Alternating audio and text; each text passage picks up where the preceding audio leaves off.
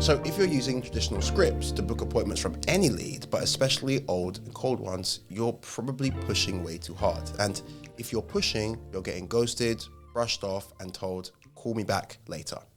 And in this video, I'm going to break down one of the most important shifts that you can make in your appointment setting, moving from a push approach to a pull approach.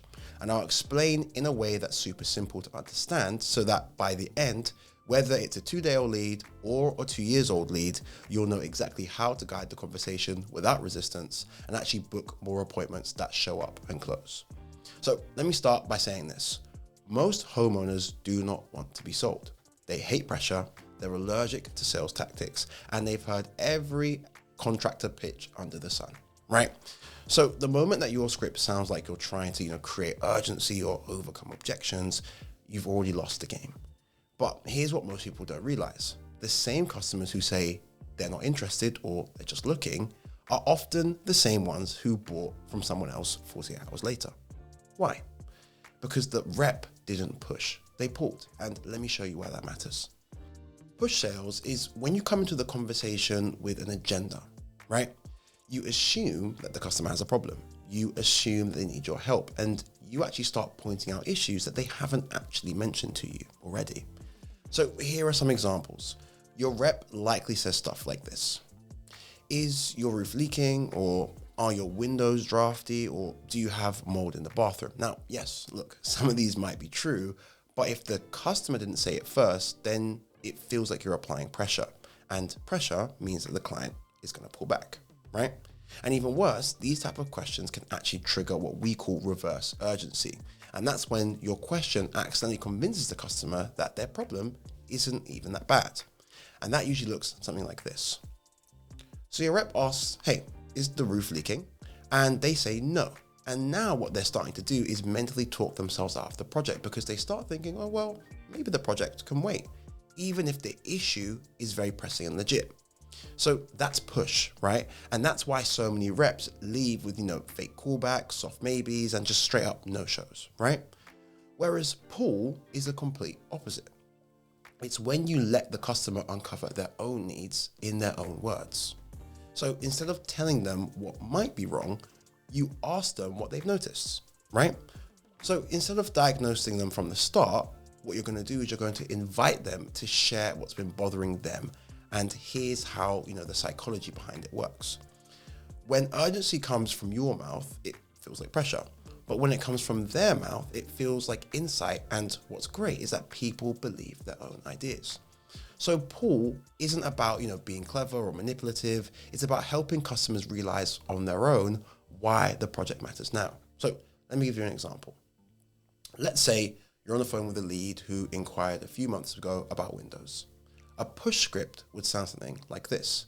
Hey, are your windows leaking? Or, is it cold in the house? Or are you worried about energy bills at the moment? Right? But a pull script will sound something like this. What are you guys noticing about the windows that you're just not that crazy about right now? Can you see the difference?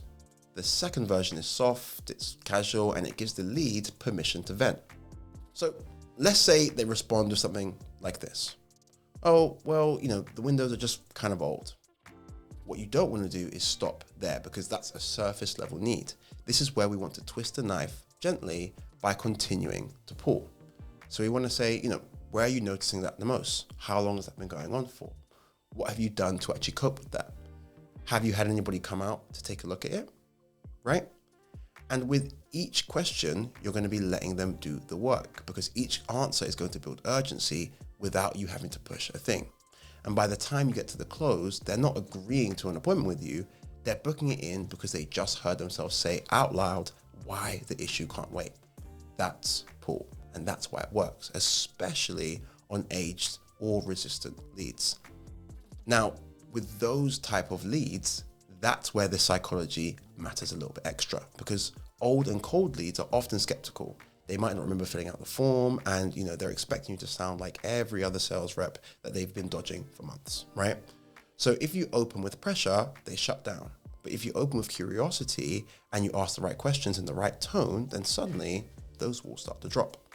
Because now it's not, someone trying to sell me something. It's someone who's actually trying to understand what I'm dealing with, right? And the moment the customer starts talking, you're not persuading them anymore. They're actually persuading themselves, right? So if you still have your team asking questions like, is the roof leaking?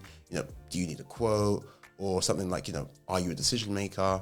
Then trust me, it's time that you scrap that, because that's push, right? Instead, give them the framework that invites the lead to share, not defend, right? So instead, start with things like this. Hey, what are you noticing that you're not too crazy about? Then, follow that pull sequence, because it's simple, it's natural, and let me tell you, it flat out works. To wrap this whole thing up, the goal of appointment setting isn't to trick someone into booking. It's to help a homeowner realize that waiting another month or another year might actually not be a smart move.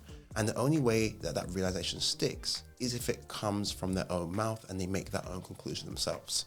And that's the exact reason why push fails and why pull works, especially with those cold leads, those old leads, and honestly, especially with any lead, right? So if you want your team to start booking appointments that actually stick and stop, chasing callbacks and no-shows, then you need to make that shift. Start pulling, start listening, and start letting your customers be the one that say, yeah, this actually can't wait. So guys, if you got value from this, then please, hit subscribe. I post tactical content like this every week to help home improvement companies make more money with their existing lead flow. And I'll see you guys in the next one.